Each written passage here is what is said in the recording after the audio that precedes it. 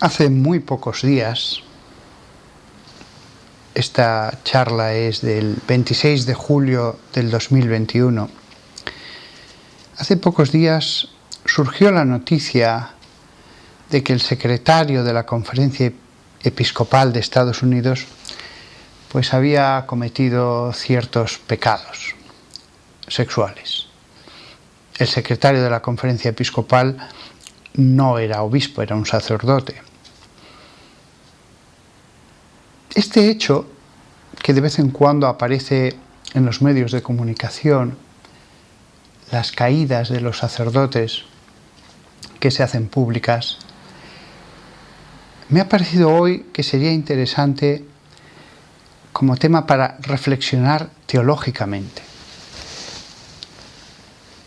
Va a ser una reflexión teológica. He hablado sobre este tema en otras charlas y sermones y he enfocado la cuestión como un sermón bajo el aspecto de la grandeza del sacerdocio, la importancia de que el sacerdote sea bueno y santo.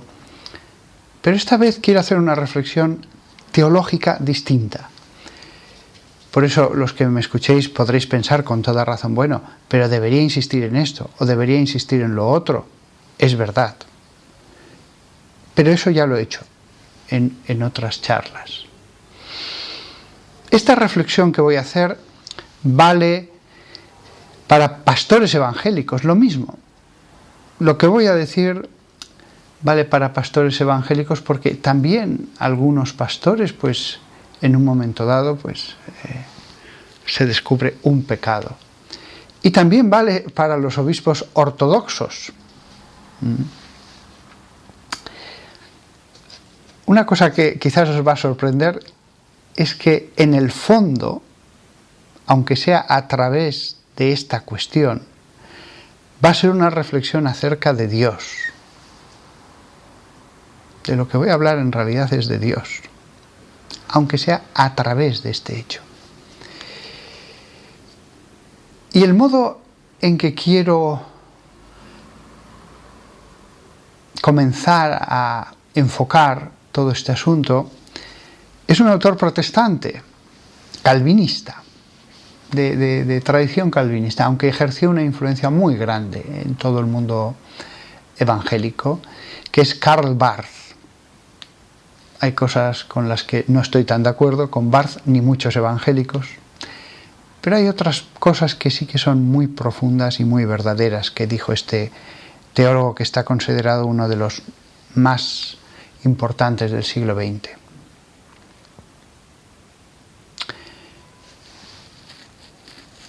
El pecado de los pastores de las almas. El hombre que tendría que ser luz, ejemplo, que es maestro para ir hacia la virtud, que en un momento dado se descubre que él no vivió eso, que cayó. Karl Barth escribió: el mundo es mundo y Dios es Dios. Dios es el enteramente otro. La verticalidad radical de lo divino frente a la horizontalidad del humano. La distancia cualitativa infinita entre tiempo y eternidad. Para él era lo que mejor definía la relación entre el hombre y Dios. Karl Barth en sus libros dejó muy claro: solo Dios puede salvar por su iniciativa libre y gratuita, en amor y libertad. Él reflexionó mucho acerca del abismo infranqueable que separa al hombre de Dios. Ningún puente tendido por la iniciativa humana ni el intento de la religión en el ámbito existencial, ni el de la teodicea en el intelectual, puede unir las dos orillas del abismo entre Dios y el hombre. Solo Dios podrá hacerlo. Estas palabras me parecen tan esclarecedoras para el asunto que hoy quería tratar con vosotros. El mundo es mundo y Dios es Dios. Es cierto que el pecado del pastor, uso la palabra pastor aquí en sentido genérico para todas las distintas familias del cristianismo, es verdad que el pecado del pastor pues no acerca, escandaliza, pero el mundo es mundo y Dios es Dios, eso no lo podemos olvidar. A la hora de afrontar esta situación, podemos centrarnos y volvernos a centrar y volver a centrarnos en una reflexión hacia nosotros mismos, mirándonos a nosotros una y otra vez sobre el escándalo. Pero Dios, y solo Dios, es Dios.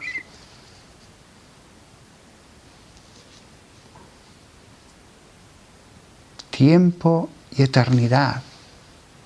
Y después, antes he dicho, solo Él puede salvar por su iniciativa libre y gratuita, en amor y libertad.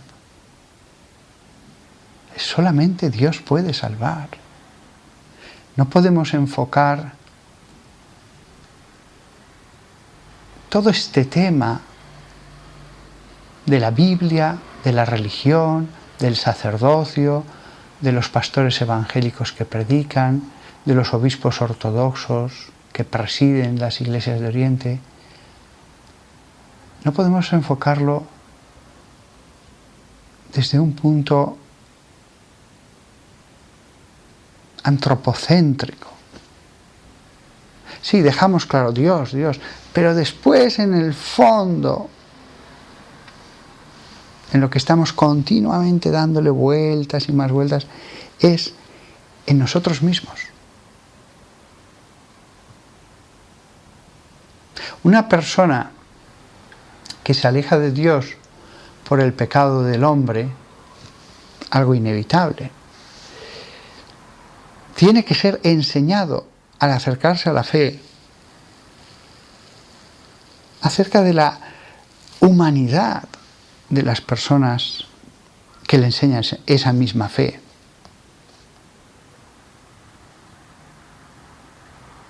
Hay, como decía este autor, una distancia infranqueable entre Dios y el hombre. Ese puente va a ser Cristo. Ese puente entre las dos orillas es Cristo. Pero podemos estar centrados de nuevo en nosotros mismos y olvidarnos del puente. El puente es hacia Dios. También hubo contemporáneos de Jesús que le veían a él como meramente hombre. Por eso le dice Jesús en un momento dado a uno, cosa que puede sorprender al lector actual, solo Dios es bueno. Porque le veía como a hombre. No me idolatres si crees que soy solo un hombre. No me idolatres si crees que soy solo humano. Solo Dios es bueno. Ese es el sentido, pienso yo, de ese extraño versículo cuando uno le elogió. Y simplemente dice que es bueno, fíjate. Ya, pero el sentido. Fijaos, la afirmación de ese hombre era verdadera. Pero Jesús la rectifica. Solo Dios es bueno. Esto no vale para este otro asunto. En definitiva, ese versículo del Evangelio, esta charla es una explanación de ese versículo del Evangelio. Cuando uno elogió a Jesús, qué pena, me he acordado ahora si no hubiera buscado el versículo y el capítulo. Y Jesús le dice eso, solo Dios es bueno. como aquella mujer que le elogió, bendita el seno que te llevó y los pechos que te amamantaron. Era un elogio meramente humano. Y Jesús lo eleva. Más dichosos los que escuchan la palabra de Dios y la cumplen. ¿Quiénes son mi verdadera madre y mis verdaderos hermanos? Aquellos que escuchan la palabra de Dios y la cumplen. Tenemos que elevar. ¿Era malo el elogio de aquella mujer que dice eso de Jesús? No, Jesús no la corrige, la eleva, no la corrige, no dice, no es verdad. De hecho, el Magnificat, en el Evangelio de San Lucas, dice, dichosa me dirán todas las generaciones. No hay corrección, hay elevación. Eso es lo que yo quiero hacer con la charla. No niego el daño que hace el pecado. No. No niego la necesidad de que fieles y pastores seamos transformados por el anuncio de Jesús. No lo niego. Podría dar una charla sobre eso. Hay muchas charlas sobre eso, pero hay menos charlas sobre este aspecto. En realidad solo Dios es Dios. Y este hermano que ha pecado, aunque sea pastor, es un humano. ¿Cómo no ser comprensivos con él? No digo con el pecado, pero ¿cómo no ser comprensivos con él? ¿Cuánto? Al máximo. Es barro. Al máximo. Ya, pero debería. Pero es barro. Solo Dios es Dios. Solo Jesús es Jesucristo. Podemos estar todo el tiempo con Él. Debería. Podemos estar todo el tiempo recriminando. Pero resultará mucho mejor centrarnos en Dios. Con la excusa de Dios podemos caer en un antropocentrismo.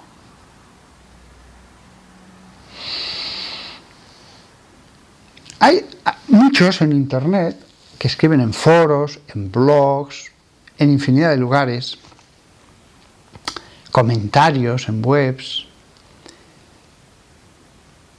y se llaman a sí mismos soldado de Cristo, caballero de Dios, guerrero de la ortodoxia, etc.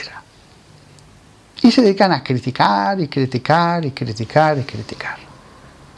Criticar a católicos, criticar a sus propios pastores evangélicos. No leo ruso, seguro que en Rusia pasa lo mismo respecto a los que hay allí. Toda esta gente que dedica, no digo mucho tiempo, todos los días tiempo, en vez de ayudar al pobre, de ayudar al prójimo, se dedican a atacar a obispos, a cardenales, a lo que sea. No están haciendo nada, están haciendo el mal, están haciendo el mal. En vez de caer en la adoración a Dios, se dedican todo el rato a que salgan cosas malas de su lengua con la excusa de hacer un bien, con la excusa, y creen que hacen un gran bien. Totalmente equivocados. ¿Cuántas veces incluso ya no es lo que dicen, es la falta de caridad con la que dicen las cosas?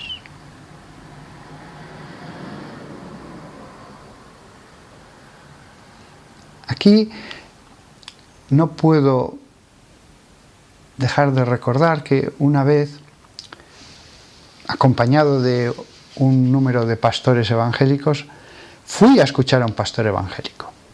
No era un acto de culto, etc., era una charla que iba a dar otro pastor. Yo le conocía al pastor que iba a hablar y su conocimiento de la Biblia era maravilloso. Ojalá yo tuviera tanto conocimiento de cada una de sus partes, por pequeña que fuera, como él. Se la sabía de memoria y es un hombre que ha entregado su vida a Dios realmente. Él tenía su trabajo, su familia, pero Para él la predicación de la palabra ha sido su pasión. Pues cuando me enteré de que él iba a predicar, con mucho gusto fui a escucharle. ¿Y cuál fue la sorpresa? De que se dedicó todo el rato a un ataque a la Iglesia Católica. Habló de Lutero, habló... La Biblia yo creo que no la citó ni una sola vez, creo que ni una vez. Yo iba a escuchar la palabra de Dios, aunque fuera de su boca. Pero salí muy defraudado. Y os puedo asegurar una cosa. Los que había allí, evangélicos, salieron defraudados. Habían ido a escuchar la palabra de Dios, no un discurso humano sobre cuestiones históricas. Que al final, más que cuestiones históricas, era un mitin, una soflama, un llamamiento a la rebelión contra esa iglesia de esa época. Yo había ido a escuchar la palabra de Dios. Él era pastor, pero ¿cuántas veces los fieles no caemos en ese mismo error? Pudiendo centrarnos en lo bueno, nos centramos en lo malo.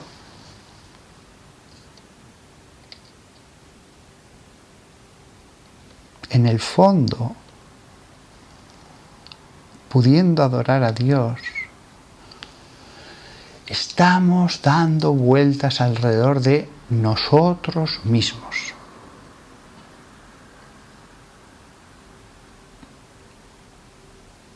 Otro aspecto que quiero entrar en consideración, porque el caso de este sacerdote me ha tocado especialmente.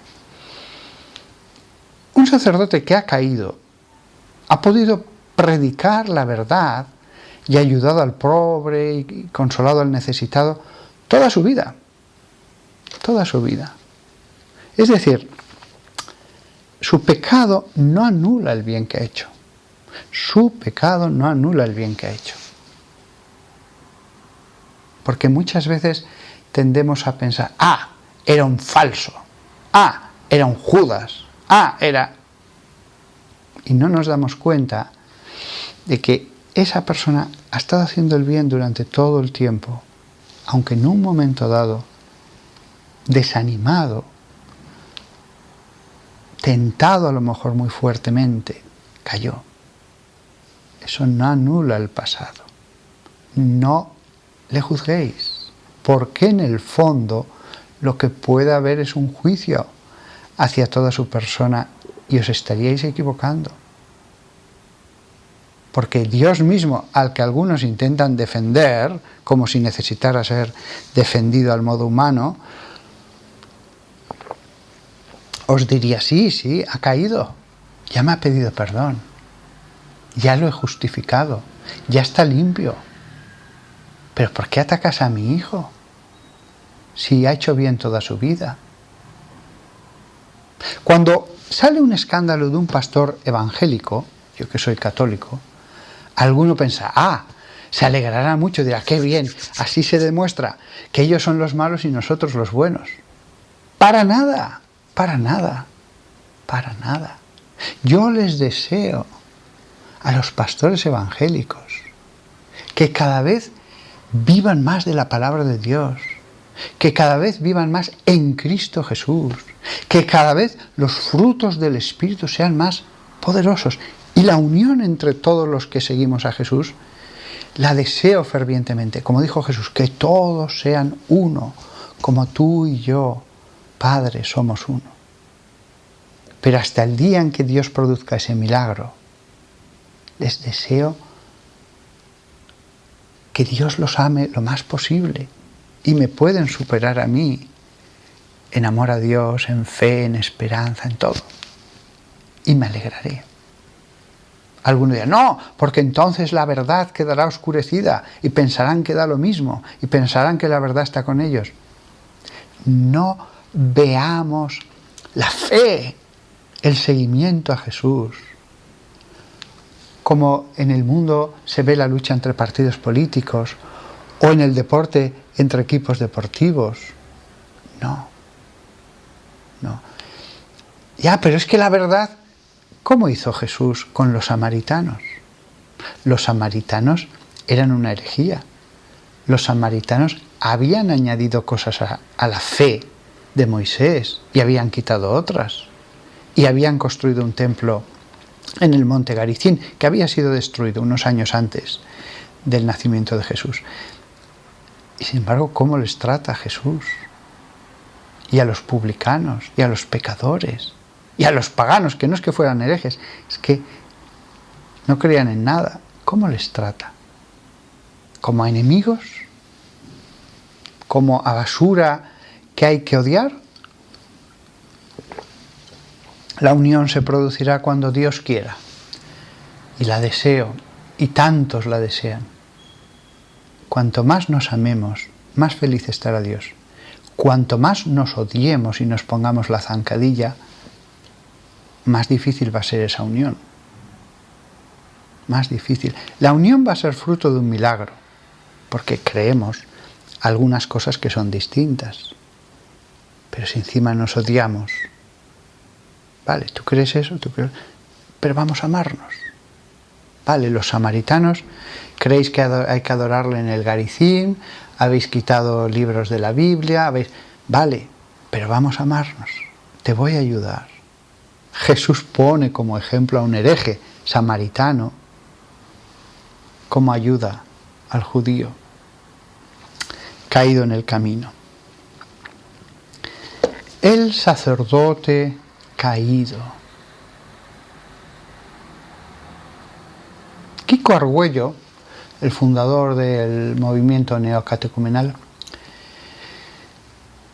ponía un ejemplo, me dijo una buena amiga mía. Imaginaos que un hombre que es adúltero y que no es nada edificante, hace cosas malas, tiene algún vicio.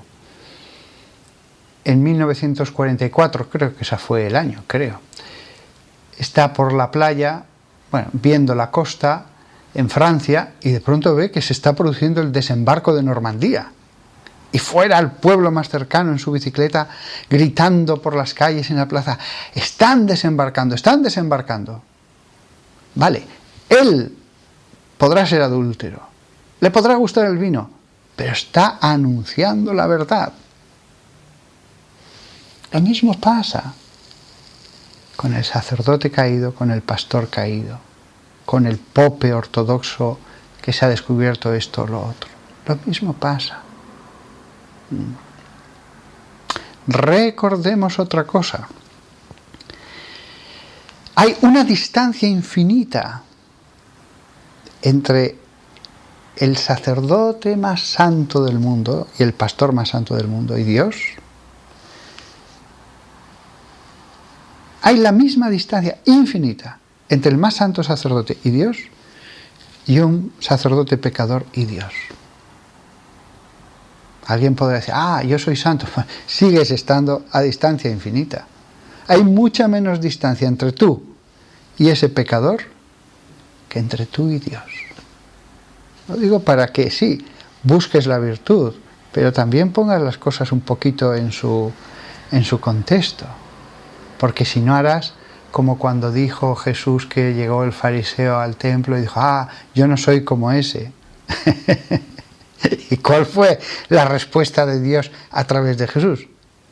Tienes razón, no eres como ese, eres peor que ese. Eres peor que ese. No se dice del publicano que fuera pecador, del fariseo que fuera pecador. Cuando fue al templo y oró, levantando las manos y diciendo, te doy gracias. No se dice que fuera pecador. Del publicano, sí. Pero el publicano bajó justificado. El publicano bajó justificado.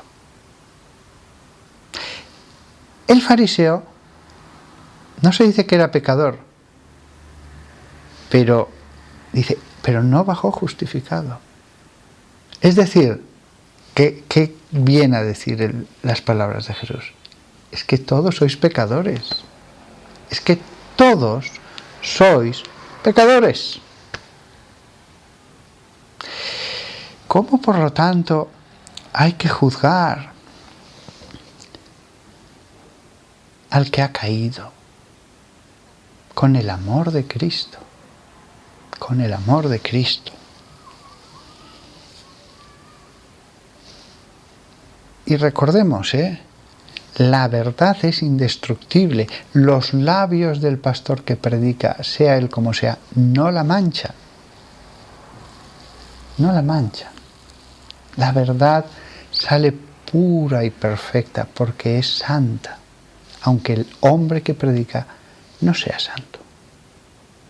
Y si es pecador, pues también si es pecador, no, tampoco si es pecador la mancha. La gracia del bautismo, tampoco.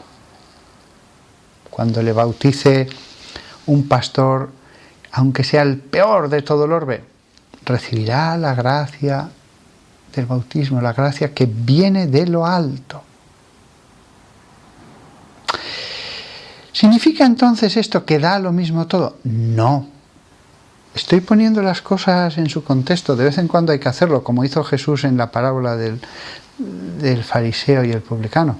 Ahora bien, a Dios se le escucha en la santidad. Es verdad que cuanto más seamos santos, mejor escucharemos a Dios. Pero, ¿no ha dicho usted que todos éramos pecadores? Sí, pero también dice Jesús, sed santos, como mi Padre celestial es santo. Y Él no nos pediría que fuéramos santos si no pudiéramos serlos. En la santidad se escucha a Dios de un modo más profundo, más nítido. Pero primero hay que poner en contexto las cosas. Es curioso, los más santos son los más bondadosos con la oveja perdida. Los más santos son los más bondadosos y ellos nunca adelantan el juicio de Dios, porque el juicio solo pertenece a Dios. Tendrán que tomar medidas si de verdad son convenientes, pero esas medidas realmente no son el juicio de Dios. Porque alguno puede llegar a confundir su juicio con el de Dios. Es una tentación, es un error. Isaías 64:6. Este texto, bueno, lo voy a leer como aparece en muchas traducciones. Todos hemos llegado a ser como el que es impuro, y todas nuestras obras rectas son como un trapo sucio. Hay una palabra que no está bien traducida, trapo. Lo demás está bien. Pero el texto hebreo, beged, aunque en varias traducciones, en varios idiomas lo traducen como trapo, en realidad es solamente ropa. Eso no hay ninguna duda. Aparece muchas veces esa palabra en la Biblia y se refiere a todo tipo de ropa, desde la de los príncipes hasta la de los pordioseros. Viene de la raíz cubrir, cubrir. Entonces, todos hemos llegado a ser como el que es impuro. Es verdad que esto lo dice Isaías en una época previa al castigo, en que esto era particularmente verdad, la deportación.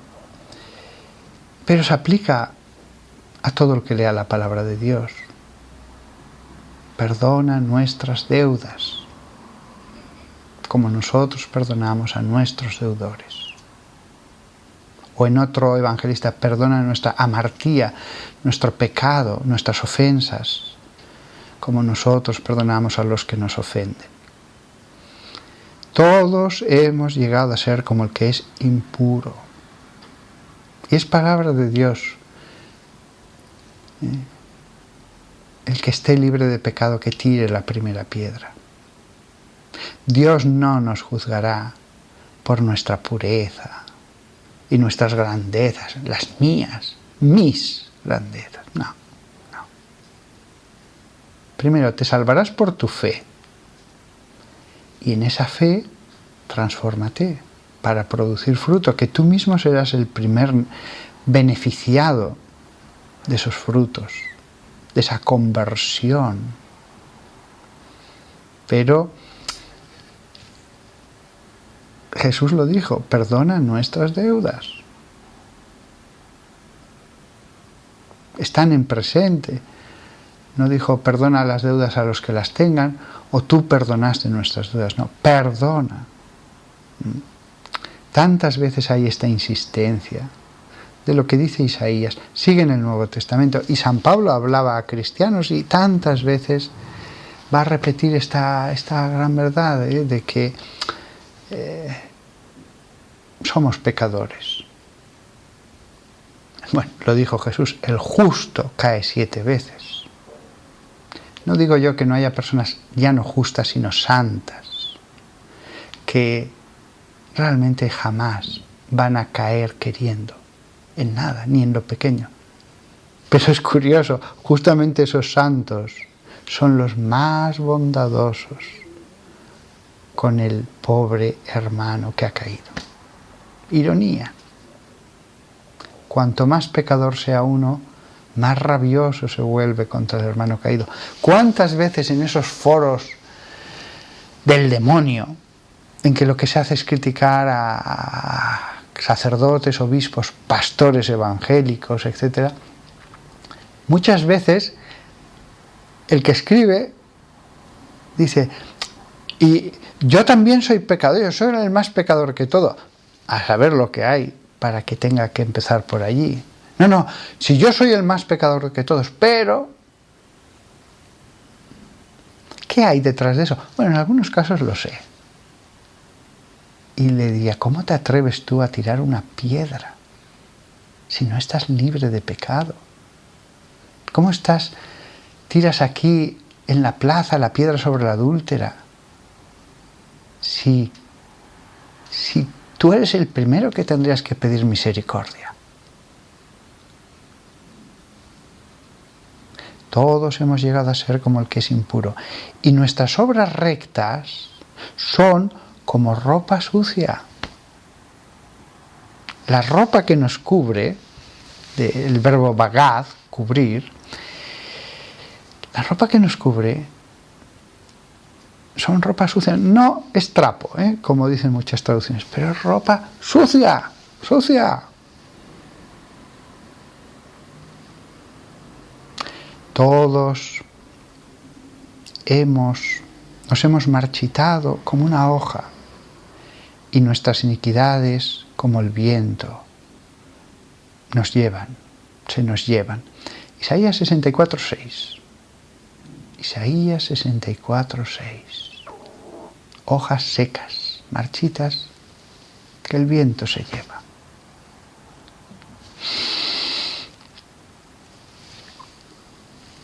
Reconozco en toda esta reflexión, sea uno católico, evangélico u ortodoxo, que todos los que leemos la misma palabra de Dios, que seguimos al mismo Jesús, que el Señor nos ha dicho predicad, sed pastores de un grupito de personas, cada uno de nosotros se mueve entre estas dos verdades.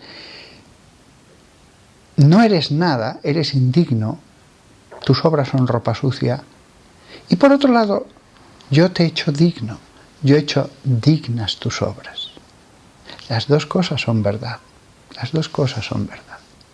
Pero ojo, es que incluso en el pastor caído, que un día fue adúltero y engañó a su esposa, lo que sea, sus obras buenas son obras buenas. Sus obras dignas son obras dignas. Sus obras aceptas son obras aceptas. ¿Quién eres tú para adelantarte al juicio de Dios? Las 3 ramas que he dicho católica, ortodoxa y evangélica, protestantes en general, tienen sus medios sobre qué hacer cuando un pastor pues ha caído. ¿Ha caído una vez o ha caído un tiempo? ¿Ha caído en privado o ha caído de un modo que se ha desvelado su desnudez, su vergüenza? Todos tienen su sistema. Y ellos, si son hombres iluminados por el Espíritu Santo, vivificados por Él, actuarán de acuerdo al Espíritu de Jesús, como si Jesús estuviera allí. Y normalmente podemos decir que se hace bien, porque se entiende todo esto que he dicho. Todo lo que he dicho en esta charla, en el fondo, se tiene en mente. La gente a veces no es tan buena. A un compañero también puede no ser tan bueno. En el fondo, detrás de su crítica, lo que está diciendo es: yo no soy así. Yo soy puro.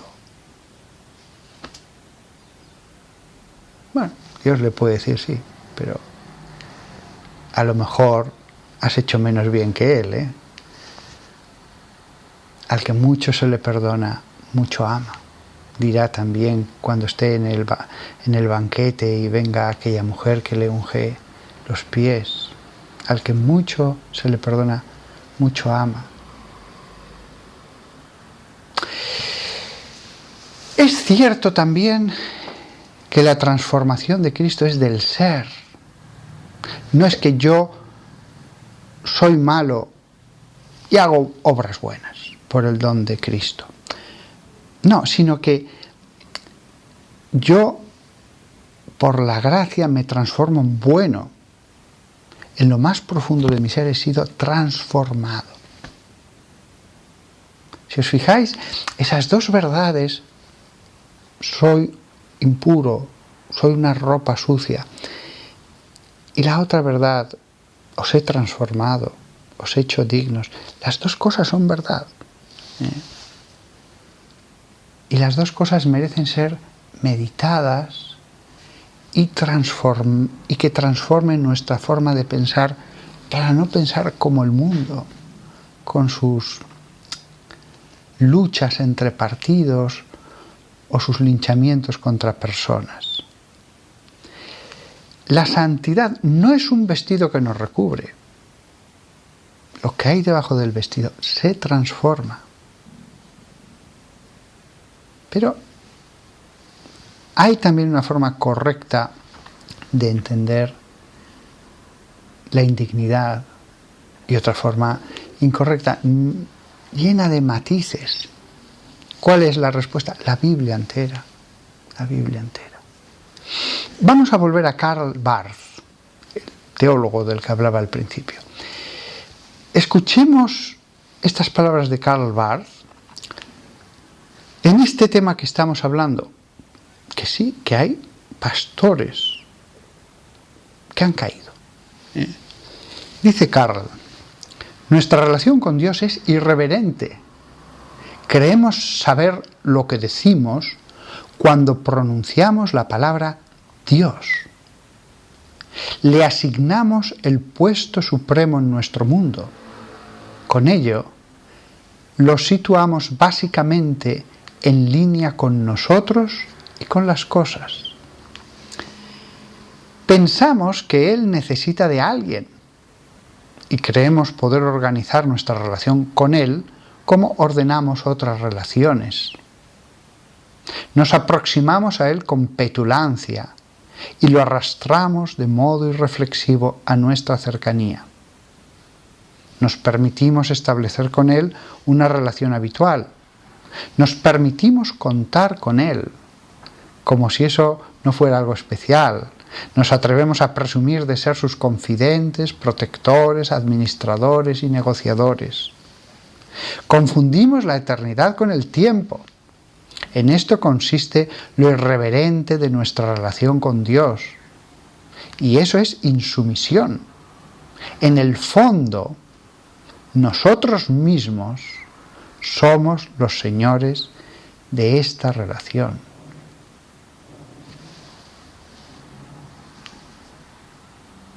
Es algo de una profundidad tan grande. Cuando uno escucha esto, uno entiende por qué se dedica tanto espacio a reyes como David o Salomón. Es curioso, hubo muchos más reyes, pero de los que más se habla justamente es de ellos. Y de David, porque aún de Salomón se dice más genéricamente al final, que las mujeres le descarriaron, pero de David se explica con todo detalle el pecado que tuvo con Betsabé. Se explica también el pecado cuando hizo el censo. Ya le había perdonado antes, cuando no solo el adulterio, el asesinato. Pero es que después vuelve a pecar y de nuevo Dios le perdona.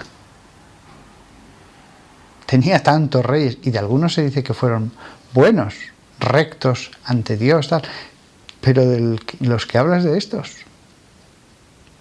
con extensión,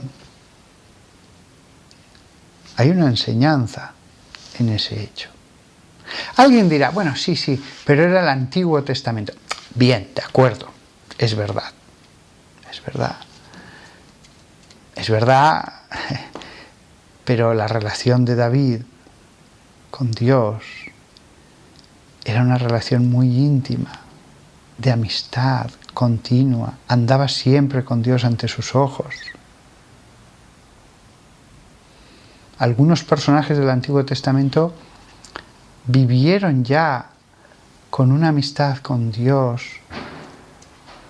como la que se va a enseñar en el Nuevo Testamento.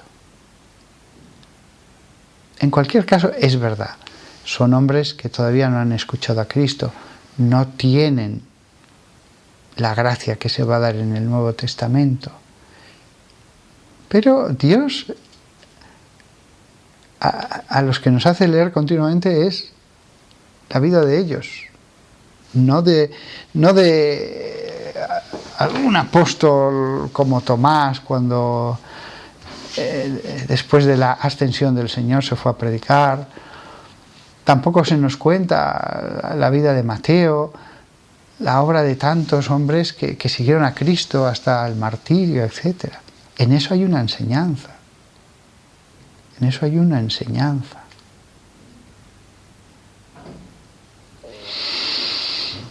Vamos a continuar con Karl Barth y de nuevo escuchemos esto en el tema que estamos hablando, porque cambia de escucharlo en general a aplicarlo a este asunto.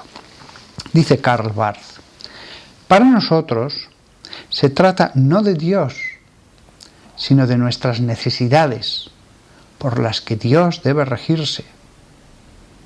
No contenta con todo eso, nuestra arrogancia exige además conocimiento de un ultramundo y acceso a él.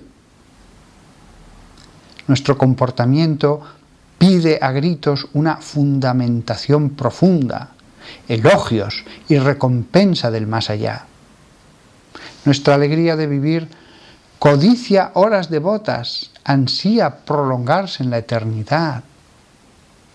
Al sentar a Dios en el trono universal, pensamos en nosotros mismos. Al creer en Él, nos justificamos, nos aprovechamos y nos reverenciamos a nosotros mismos. Nuestra piedad consiste en confirmarnos de modo solemne a nosotros mismos y al mundo, en ahorrarnos bajo capa religiosa la contradicción. Consiste en que, utilizando todos los signos de humildad y de conmoción, nos rebelamos contra Dios mismo. Confundimos el tiempo con la eternidad. Es tan bonito. Sea como sea nuestro pastor, También yo tengo un pastor, el obispo. Y también hay un pastor de pastores en la Iglesia Católica. Tan bonito decir, venga, démonos la mano, caminemos juntos. Conscientes de que solo Dios es Dios. Conscientes de nuestro barro. Es verdad, hay cosas, es verdad, que impiden el pastoreo. Pongamos el ejemplo de un pastor que robara. Pongamos el ejemplo de un pastor que llega borracho al culto a Dios. De sacerdotes católicos podría poner infinidad de ejemplos. Es verdad, el sentido común. Es verdad que puede haber mal por mantener una situación que no debe permitirse. Llega un momento en que hay que decirle, mira, vamos a ayudarte. Ahora mismo deja esta iglesia, vamos a ayudarte. El sentido común.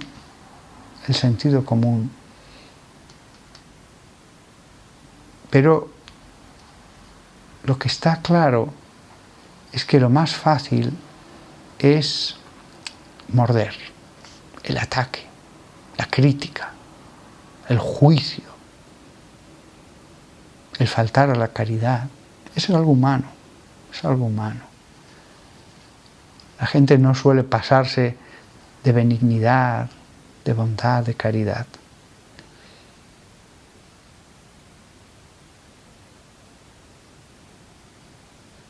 En el fondo, si entendemos bien cuál debe ser la relación entre los fieles y los pastores, con el bueno y santo es muy fácil, con el otro que sea lo contrario no es tan fácil. Eso después, a otro nivel, lo aplicamos a nuestra familia, al mundo, a la empresa donde trabaje usted. Siempre va a haber malos compañeros, jefes que le hagan la vida imposible. Claro, todo se aplica. Es verdad que es distinto. Y he estado hablando aquí del pastoreo, del hombre que ha renacido del agua y del espíritu y ha caído. Pero después esto cambia toda nuestra relación con todo. Voy a acabar con las últimas palabras de Karl Barth. Eso es nuestra sumisión, eso es nuestra relación con Dios, eso es nuestra relación con Dios fuera de Cristo y sin Cristo, más acá de la resurrección, antes de que se nos llame al orden. Dios mismo no es reconocido como Dios, y lo que llamamos Dios es en realidad el hombre mismo. Servimos al no Dios, puesto que vivimos para nosotros mismos. Primero se oye la promesa, seréis como dioses, y luego se pierde el sentido de la eternidad. Primero se inocula la vanagloria en los hombres, y luego se desconocen las distancias respecto a Dios. El nervio de la relación con Dios fuera de Cristo y sin Cristo es la insumisión de los esclavos, porque pensamos de nosotros lo que solo es lícito pensar de Dios. No podemos tener acerca de Dios una idea más elevada que sobre nosotros mismos, porque somos para nosotros mismos lo que Dios debería ser para nosotros. Dios no es para nosotros más que lo que nosotros somos para nosotros mismos. Esta frase, la que he leído antes, voy a repetirla porque es tan profunda. Dice este gran teólogo, porque pensamos de nosotros lo que solo es lícito pensar de Dios. Y aclara, no podemos tener acerca de Dios una idea más elevada que sobre nosotros mismos, es decir, que la que tenemos acerca de nosotros mismos.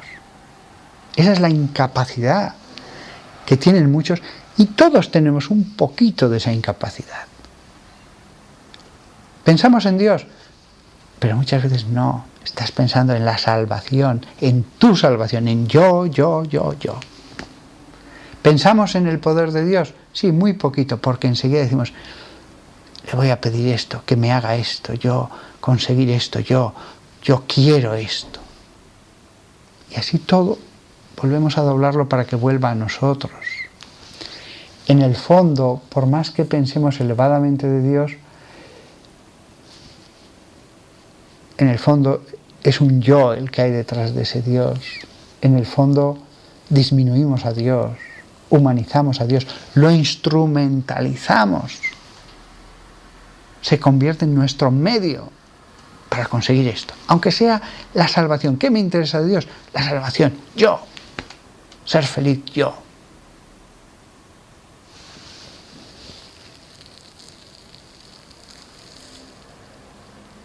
Es algo para ser meditado muy profundamente. Y entonces, si nos damos cuenta de esa distancia, de ese abismo de distancia que hay entre Él y todos nosotros, y yo, tampoco nos costará perdonarnos. El perdón de los propios errores, de uno a sí mismo. Porque diremos, siendo yo lo que soy nada, lo extraño es que solamente haya pecado en esto, haya infringido en esto. No cuesta el perdón de uno mismo. No cuesta entender por qué somos tan poca cosa, tan limitados, tan pobres. Como dice en el Apocalipsis a una iglesia Jesús mismo, una de las 7 cartas, porque estás desnudo, eres pobre, estás ciego. Podemos aplicárnoslo. Aquí, de verdad, yo ya soy bondadoso con todos los hermanos. Bueno, también en eso hay algo de soberbia. Realmente no me doy cuenta, no, me arrepiento de lo que he dicho, me he equivocado. Hasta el que quiera ser más bueno con los hermanos, si nos miramos con más detención, seguro, no. ¿Y no te enfadaste el otro día hablando por teléfono sobre tal persona? ¿No te enfadaste hablando sobre tal otro? ¿No le dijiste esto o lo otro? Y uno dice, pues es verdad. El remedio es entender esa distancia, solo Dios es Dios. El remedio es entender que incluso cuando yo quiero ser bueno con el hermano, quizás no sea tan bueno, o no siempre sea tan bueno. Siempre se nos dirá, bueno, pero si todo se permite, esto sería un desastre. Sí, es verdad. Pero hay quienes tienen autoridad y ellos tendrán que ser justos, pero después el resto se nos pide la benignidad. Se nos pide la benignidad.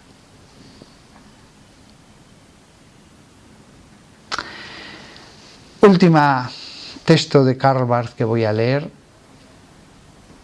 y doy por terminada esta charla. Abramos el oído a este hombre que toda su vida profundizó en la teología. La secreta identificación con Dios trae consigo el manifiesto aislamiento respecto de Él. El Dios con minúscula lleva a prescindir del Dios con mayúscula. El hombre ha capturado y encastillado la verdad. es decir, la santidad de Dios. La ha acompasado a sus propias medidas y con ello la ha desprovisto de su seriedad y alcance. La ha hecho vulgar, inocua e inútil. La ha convertido en falsedad. La irreverencia del hombre pone de manifiesto esta perversión y su irreverencia le empujará de continuo a una insumisión creciente. Si el hombre es Dios para sí mismo, entonces el ídolo tiene que entrar en escena. Si se idolatra al ídolo, entonces el hombre tiene que sentirse el verdadero Dios, el creador de esta criatura suya.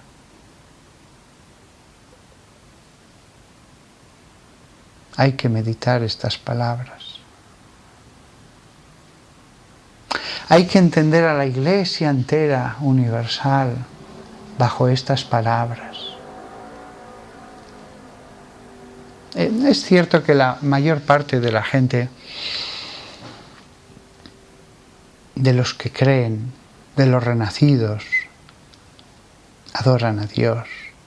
Pero estas palabras nos ayudan a entender que podemos hacerlo con más pureza, con la gracia de Dios, claro. Si no, nos vamos a mover siempre en lo humano. Pero siempre podemos aumentar esa pureza. Al Señor tu Dios adorarás. Al Señor tu Dios adorarás. Solo a Dios. Nos postramos ante Él, que es el misterio. Nos postramos ante Él, que es el único que tiene el juicio. Nos postramos ante Él, ante aquel del que Jesús dijo, solo el Padre Celestial es bueno. Hay un sentido de esa frase que es tan verdadero. Cuando digo este sermón de cuántas cosas me tengo que arrepentir, hasta cuando creo ser bueno con el prójimo, con el hermano caído, quizás no sea tan bueno. Quizás hay mucho de todo esto que he dicho en mí.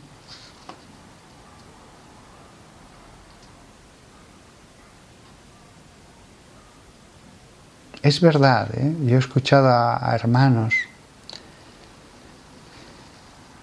que un día hicieron mucha oración, laicos y después se enfriaron.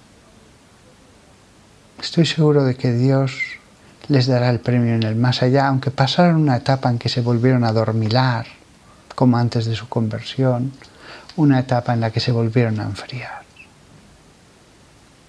Pero ante Dios todas nuestras obras están presentes, porque Dios vive en un eterno presente. Lo que hayamos hecho bueno, puramente por Dios, sigue en la presencia de Dios, en su eterno presente, toda la eternidad. Eso nos da ánimo. Nos da ánimo, nos hace comprensivos de nosotros mismos en orden a la salvación. Señor, sálvame, creo.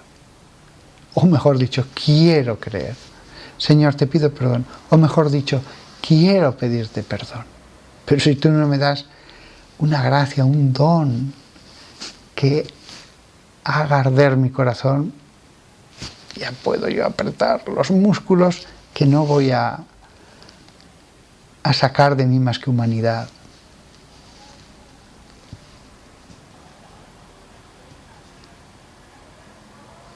Hermanos evangélicos, me alegro de todas las cosas buenas, vuestras de todo corazón. Me duelo cuando un pastor sale en las noticias porque se haya descubierto algo malo. Además, no le juzgo, Siempre pienso, Dios sabe si es verdad esta noticia o si ha sido agrandada. No lo juzgo. Lo mismo respecto a los ortodoxos. Hace muchos años, no en público, pero hablando a veces con amigos y tal, pues criticaba los defectos que conocía de algún patriarca ortodoxo, sus obispos, tal. Noté que Dios, que Jesús me reconvenía. Me dijo, no lo hagas. Son verdaderos obispos. Son pastores de su grey. No lo hagas.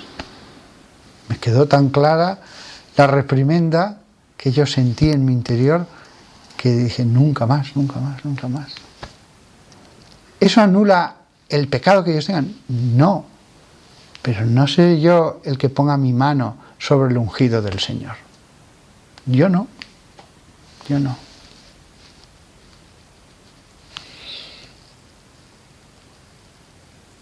Vivimos en un mundo que es tan bello.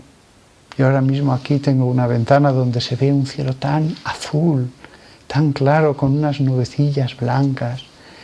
¡Qué armonía! Y unos árboles allí en un parque. ¡Qué armonía! Tenemos que unirnos a esa armonía de la creación de Dios, de la naturaleza y de la creación superior de la gracia que es la Iglesia. Vivir en esa armonía, en la creación natural y la sobrenatural. Pero siempre reconociendo nuestra cualidad de criaturas. Criaturas. Infinita distancia hasta Dios. Tengo bastante conmigo mismo para meterme a juzgar. No digo ya criticar, sino juzgar en mi interior a los demás. ¿Quién soy yo? Alguien que camina hacia el Señor con la esperanza de su salvación. Nada más. Hay gente que dice, usted es un santo, tal cual. No me molesto en corregirles y en enfadarme, en protestar. No, no. Sé que todos somos como una vestidura sucia. Señor, no soy digno de que entres en mi casa. Qué bello. Señor, no soy digno. Pero una palabra tuya bastará para sanarme. Esa es mi santidad. Señor, no soy digno. Indignidad. Pero la fe, la fe, la fe. Una sola palabra. Hayas hecho tú lo que hayas hecho, que te remuerde, que no se te sale de la cabeza, que no te perdonas a ti mismo. Aquel hombre ladrón, menuda vida tendría. Jesús le dice, yo te aseguro que hoy estarás conmigo en el paraíso. No se nos ha asegurado la salvación en la Biblia, ni de Pedro, ni de Juan, ni de Santiago, pero el que sí que se nos ha asegurado la salvación es de aquel ladrón que menudas cosas había hecho que le habían condenado. Es verdad que podemos estar ciertos de la salvación de los apóstoles por algunos aspectos que se dicen en el Apocalipsis que dan a entender eso. Yo creo, por supuesto, en la salvación de los apóstoles. Pero no se dice de forma expresa. Del único que se dice es del ladrón. Es del ladrón. Qué forma tan distinta de pensar la de Dios de la de los hombres. Por favor, no confundáis vuestra forma de pensar respecto a las iglesias, a las comunidades de los creyentes en Jesús, de distintas formas de seguirle a Jesús, con el pensamiento de Dios. El pensamiento de Dios. He hablado antes de ramas. No es que dé lo mismo la rama, no es que la verdad da lo mismo esta rama que la otra, no. Yo creo que hay una iglesia que es la verdadera. Y de hecho, eso está dividido en ramas, pero la iglesia es una.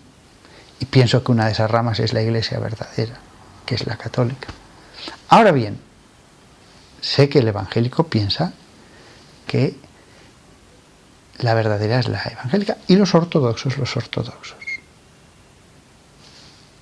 Y os amo sabiendo que pensáis eso. Y os suplico que me améis pensando lo que pienso. Hay una cosa que tenemos en común, que todos, estos tres grupos, tenemos el inmenso don de poder escuchar la palabra de Dios. Eso sí, eso es común, el inmenso don de la palabra de Dios. No nos pondremos de acuerdo en los dogmas, no nos pondremos de acuerdo en si son 7 los sacramentos, no, pero la palabra de Dios, la palabra de Dios, ese bálsamo, Dios nos enseña directamente. ¿Qué más se puede pedir? ¡Qué regalo! Todos somos como una vestidura sucia. Y ahora la charla va a acabar y vamos a intentar desde esa humildad, intentar ser una higuera, como cuando Jesús pasó al lado de la higuera y buscó fruto, producir frutos dignos, porque Él nos hace dignos, porque Él pone la semilla que va a crecer. Tratemos un poquito y después un poco más. Propósitos. Que la higuera no sea maldecida y se marchite. Nada más. Os deseo a todos lo mejor. A todos. Y que caminemos y por la misericordia de Dios que un día nos podamos encontrar en el más allá y decir, hombre, Padre Fortea, hombre, tú me escuchabas en Colombia y tú en Brasil, hombre, vaya, por fin veo tu rostro, te conozco. Será tan bello y decir, pues fíjate, es así, al final son así las cosas en el cielo. Siempre dando, por supuesto, que será regalo, yo no merezco para nada el cielo. Si lo obtengo, será para el más santo y para el más pecador lo mismo, un regalo. Pero por la misericordia de Dios, por la virtud de la esperanza de la que habla San Pablo, espero que nos encontremos y que comentemos y hablemos la Jerusalén celeste. Nada más. Hasta pronto a todos. Os deseo lo mejor.